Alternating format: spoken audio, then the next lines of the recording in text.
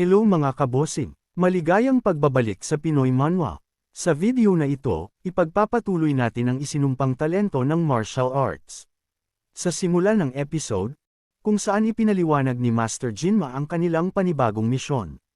Inatasan niya ang kanyang mga tauhan na lusubin ang ilang unorthodox factions, wasakin ang kanilang mga base, at sirain ang mga karatula o simbolo ng kanilang mga organisasyon. Pagkarinig nito, nagtaas ng tanong si Jin. Nais niyang malaman kung makatarungan bang basta na lamang salakayin ang mga sektang iyon, lalo na kung wala naman silang personal na ginawang masama sa kanila. Bilang tugon, sinabi ni Master Jinma na tila hindi pa lubos na nauunawaan ni Jin ang tunay na kalikasan ng mga unorthodox factions.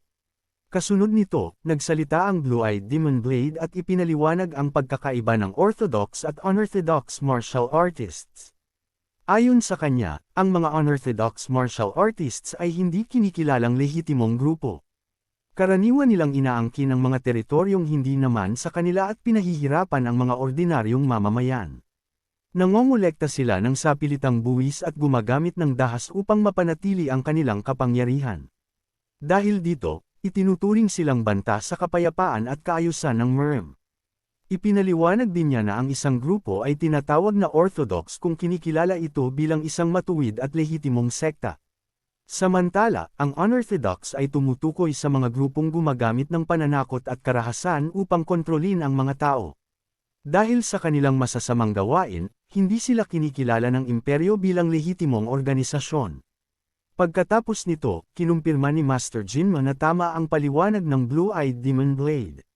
Idinagdag niyang ang mga grupong iyon ang unti-unting sumisira sa bansa mula sa loob. Gayunpaman, ipinaliwanag din niyang hindi basta-basta kumikilos ang Ruin Fortress laban sa kanila. Ayon kay Master Jinma, batid nilang kapag nawasak ang isang unorthodox faction, may panibagong grupo ring papalit sa kanilang pwesto. Posible pang mas malakas at mas mapanganib ang susunod na grupo.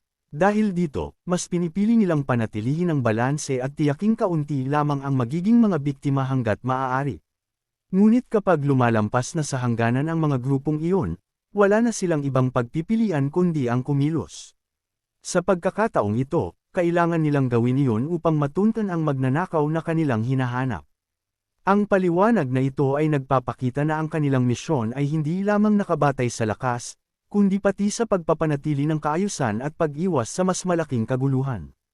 Pagkatapos ng paliwanag, sinabi ni Master Jinma na may 6 na unorthodox faction silang kailangang lusubin.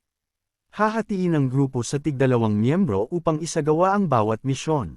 Ngunit nagulat ang lahat ng sabihin ni Jin na nais niyang mag-isang isagawa ang kanyang misyon. Binalaan siya ni Master Jinma na napakadelikado ng kanyang hinihingi. Ipinaliwanag niyang ang pagsira sa karatula ng isang unorthodox faction ay hindi simpleng gawain.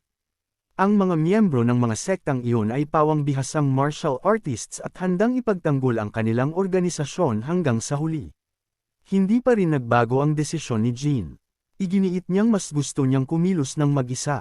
Dahil dito, muling tinanong siya ni Master Jinma kung naniniwala ba talaga siyang kaya niyang harapin ang isang buong organisasyon ng walang kasama. Ipinaalala niyang bagamat natalo na ni Jin ang ilang miyembro ng Bloodfire Cult noon, 5 o 6 lamang ang kanyang nakalaban. Sa pagkakataong ito, maaari niyang makaharap ang 50 o maging 100 kalaban ng sabay-sabay. Nanatiling matatag si Jin at buong kumpiyansang sinabi niyang handa siyang harapin ang panganib. Ayon sa kanya, nais niyang gamitin ang misyon bilang pagkakataon upang makakuha ng mas maraming karanasan at higit pang mapaunlad ang kanyang kakayahan bilang isang mandirigma. Ang kanyang desisyong ito ay muling nagpakita ng kanyang matinding determinasyon na lumakas sa pamamagitan ng aktwal na karanasan sa labanan, sa halip na umasa lamang sa ligtas na pagsasanay. Matapos marinig ang kanyang matatag na pasya, pumayag si Master Jinma.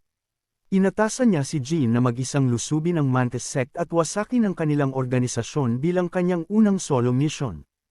Ipinaliwanag ni Master Jinma na kapag napatunayang tunay na mas asama ang mga miyembro ng Mantis Sect, kailangan niyang lipulin ang lahat ng nasa loob nito at sirain din ang kanilang karatula. Ngunit kung sakaling malaman niyang hindi naman sila gumagawa ng masama, sapat na ang sirain ang kanilang signboard bilang babala. Nilinaw rin niyang marami ng ulat at reklamo ang natanggap nila tungkol sa sektang iyon.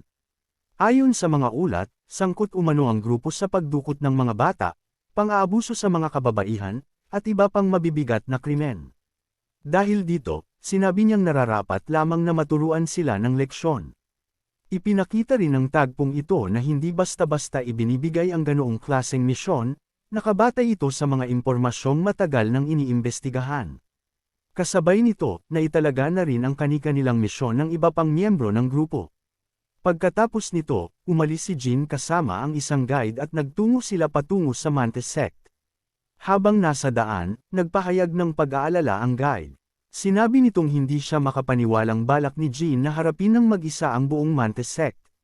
Pinayuhan pa niya itong pag-isipang muli ang plano dahil hindi maliit ang organisasyong iyon.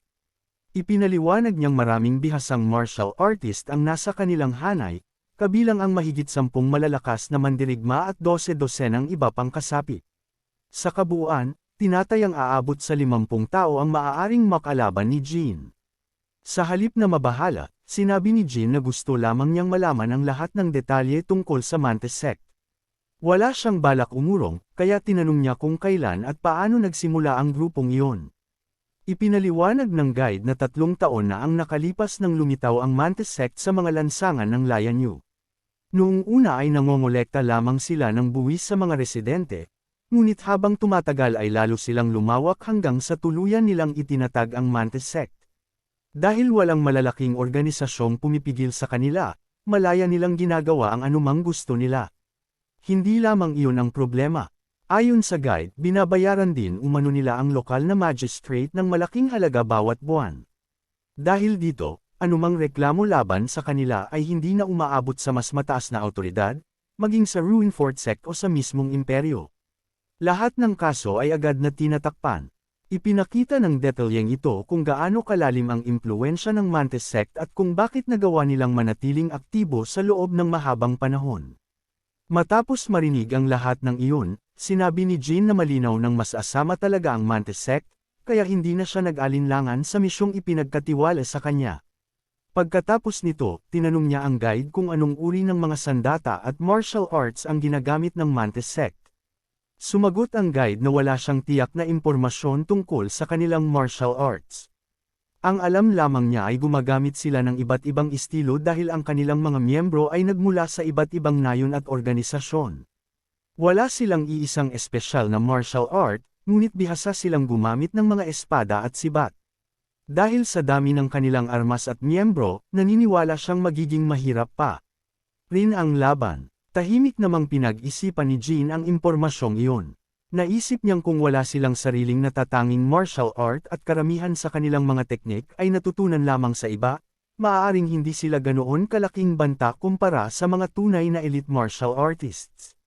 Muli niyang tinanong ang guide kung bakit walang aksyon ang pamahalaan kahit matagal nang may mga kaso ng pagdukot sa mga bata at kababaihan. Ipinaliwanag ng guide na ang pangunahing dahilan ay ang korupsyon ng lokal na magistrate. Dahil regular itong tumatanggap ng malaking suhol mula sa Mantis Sect, sinisigurado nitong hindi na umaabot sa mas mataas na pamahalaan ang anumang reklamo laban sa grupo. Ayon sa kanya, iyon ang pinakamalaking dahilan kung bakit patuloy na nakakapanggulo ang Mantis Sect nang walang napaparusahan. Sa sumunod na eksena, ipinakita ang Lion-Yu County. Pagdating ni Jean sa lugar, napansin niyang maraming tao ang nagkakatipon. Agad niyang nakita na may ilang kababaihan na nakagapos at bihag ng mga tauhan ng Mantis Sect. Balak ng mga ito na dalhin at ipagbili ang mga babae, habang ang kanilang mga asawa at kapatid ay walang magawa kundi umiyak at magmakaawa sa gilid. Samantala, ang mga miyembro ng Mantis Sect ay patuloy na nananakot at walang pakialam sa paghihirap ng mga biktima. Ipinakita ng tagpong ito kung gaano kalupit at kawalang awa ang organisasyong iyon. Sa harapan ng grupo ay may isang kalbong lalaki na may hawak na kutsilyo. Lumapit si Jean at sinabi niyang iyon mismo ang dahilan kung bakit kinailangang kumilos ang Ruinfort Sect. Dahil hindi na kayang protektahan ng mga opisyal ng pamahalaan ng mga inosente, sila na ang kikilos upang pigilan ang mga kriminal na iyon. Nang makita ng kalbong lalaki si Jean, agad nitong ibinato ang hawak nitong kutsilyo. Mabilis na lumipad ang talam patungo kay Jean, ngunit kalmado niya itong sinalo gamit ang kanyang kamay. Sa iisang galaw, ginamit niya ang Swift Sword Dark Style at ibinalik ang kutsilyo sa kalaban. Tumama ito ng direkta sa ulo ng kalbong lalaki, dahilan upang bumagsak ito sa lupa at agad na mawalan ng buhay. Nagulat ang lahat ng naroon sa bilis ng pangyayari. Ang leader ng grupo ay nagtanong kung saan natutunan ng batang iyon ang ganoong klaseng martial arts at kung paano nito naibato ng ganoon katumpak ang kutsilyo. Kalmadong sumagot si Jean na basta lamang niya itong ibinato at wala na siyang ibang paliwanag kung bakit eksaktong tumama iyon sa target. Ang simpleng sagot niyang iyon ay lalo pang nagpakita ng kanyang kumpiyansa at kontrol sa sitwasyon. Dahil dito, sabay-sabay na bumunot ng mga espada ang mga tauhan ng Mantis Sect.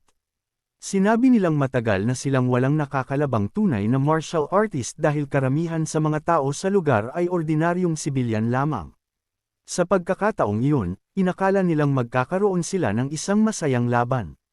Tahimik namang hinugot ni Jean ang kanyang espada at sinabi na dumating siya roon upang wasakin ang Mantis Sect at tapusin ang kanilang paghahari sa lugar. Nang makita ng isa sa mga kalaban ang espada ni Jean, sinabi nitong napakaganda ng sandata at balak pa niyang kunin iyon upang iregalo sa kanilang sect leader. Gayunman, bago pa man siya makagawa ng anumang hakbang, mabilis na sumugod si Jean at tinamaan siya ng isang malinis na hiwa sa katawan. Agad siyang bumagsak at namatay. Nagulat ang natitirang mga tauhan, ngunit hindi sila nabigyan ng pagkakataong makabawi. Ginamit ni Jean ang Swift Sword Dark Style at napakabilis na dumaan sa gitna nila. Sa bawat paggalaw niya ay nag-iiwan siya ng isang eksaktong hiwas sa bawat kalaban. Makalipas lamang ang ilang sandali, sunod-sunod na silang bumagsak sa lupa. Ang tagpong ito ay lalong nagpakita ng malaking agwat sa lakas at kasanayan sa pagitan ni Jean at ng mga ordinaryong miyembro ng Mantis Sect. Matapos ang laban, agad na tumakbo ang mga asawa at kapatid ng mga kababaihan patungo sa kanilang mga mahal sa buhay. Labis ang kanilang pasasalamat kay Jean dahil nailigtas niya ang mga bihag at natuldukan ang paghihirap nila. Pagkatapos nito, hinarap ni Jean ang kanyang guide at tinanong kung saan matatagpuan ang pangunahing himpilan ng Mantis Sect. Itinuro ng guide ang isang malaking signboard sa hindi kalayuan at sinabi niyang iyon ang headquarters ng Mantis Sect. Ipinaliwanag din niyang malamang ay naroon na ang lahat ng pangunahing miyembro ng organisasyon. Pagkarinig nito, agad na nagtungo si Jean patungo sa kanilang himpilan. Makikita sa kanyang mga kilos na determinado siyang tapusin ang misyong ipinagkatiwala sa kanya. Kasabay nito, tumataas din ang tensyon ng kwento dahil malinaw na ang tunay na pagsubok ay nasa loob pa lamang ng headquarters ng Mantis Sect. Dito nagtatapos ang episode 16. Sa susunod na kabanata, malalaman kung magagawa nga bang lipulin ni Jean ang buong Mantis Sect at kung may naghihintay bang mas makapangyarihang martial master sa loob ng kanilang himpilan.